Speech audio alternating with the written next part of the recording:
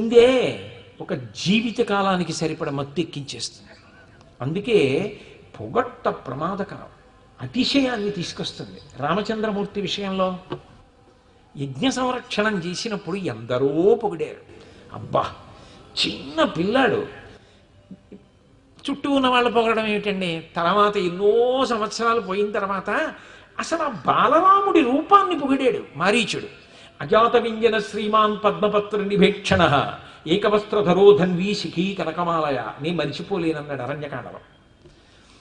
అజాత వింజన శ్రీమాన్, ఇతను మగపిల్లాడు అని గుర్తుపట్టడానికి అవసరమైనటువంటి గుర్తులు అప్పుడప్పుడే మొదలయ్యాయి రాముళ్ళు అన్నాడు. అంటే మీసకట్టు మొదలైంది, గడ్డం ఏదో కొద్దిగా ఆకుపచ్చగా మెత్తటి వెంట్రుకలు చిన్న చిన్నవి బయటికి రావడం మొదలెట్టాయి, వక్షస్థలం విశాలమైంది, కంఠం మగకంఠంలా వినపడుతోంది. అజాత వింజన శ్రీమాన్ పద్మపత్ర నిభీక్షణ. ఒక రాక్షసుడు చెప్పాడు, అబ్బా ఏమి కళ్ళండి, ఇలా చూస్తుంటే పడిపోలిసింది ఎవరైనా.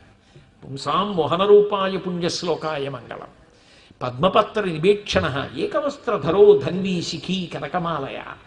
పిలక పెట్టుకుని ముడేసుకుని ఏకవస్త్రధరో ధన్వీ, ధనస్సు చేతిలో పట్టుకుని బ్రహ్మచారి గదు బట్ట కట్టుకుని ఆ యజ్ఞకుండం చుట్టూ తిరుగుతున్న రాముడు ఇప్పటికీ నాకు జ్ఞాపకం. ఎంత బాగుంటాడో అంటాడు మారీచుడు. ఇప్పుడు రాముడి చేతి దెబ్బ తిని అయిపోయిన తర్వాత సీతారామ కళ్యాణం అవన్నీ అయిపోయి అరణ్యవాసానికి ఆయన వెళ్ళిపోయిన తర్వాత గుర్తు తెచ్చుకు చెప్పాడు ఈ మాట. అంటే అంతగా పొగడబడ్డవాడు రాముడు.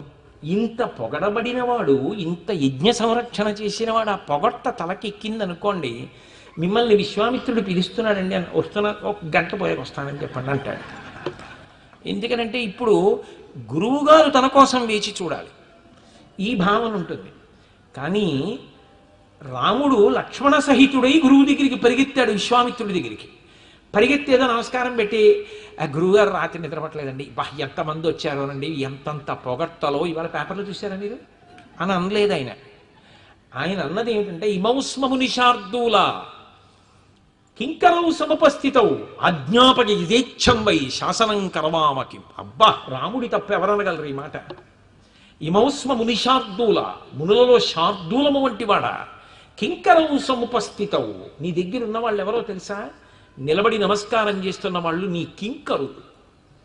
కింకరుడు అన్న మాటకు అర్థం ఏమిటో తెలుసా, బయట వాళ్ళ దృష్టిలో ఒకవేళ ఆయన చేస్తున్న పని తక్కువలా కనిపించవచ్చు, ఆ పని చేయించుకుంటున్న వాడికి కూడా మనసుకి బాధగా అనిపించవచ్చు, అదేంటంటే ఎందుకు అలా చేస్తారనిపించవచ్చు, కానీ చేసేవాడికి మాత్రం ఆ పని చేయడంలో ఇంతకన్నా భాగ్యం ఏమిటి అనిపించి చేస్తాడు. అప్పుడు ఆ సంస్కారం ఎవరి చేత విమర్శలకు అతీతము.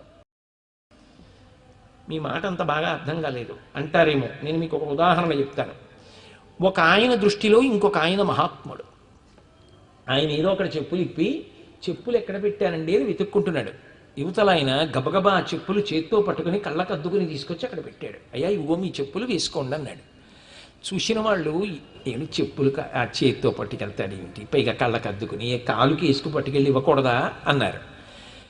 వేసుకోవలసిన ఆయన అన్నాడు, అయ్యో ఎందుకండి చేతులతో పట్టుకొస్తారు, కాలుతో తంతు తీసుకొచ్చేస్తే పోదా అన్నాడు. చెప్పులు చేతులతో తేవాలని ఆయనకేం లేదు, కానీ ఆ చెప్పులు పట్టుకురావడంలో యువతల ఆయనకి అవతల ఆయన మీద ఉన్న గౌరవం అటువంటిది. కింకరౌ సముపస్థితౌ అంటే పని వలన గౌరవం కాదు, ఏ పనైనా మీకు చేస్తే చాలు అది కింకరౌ.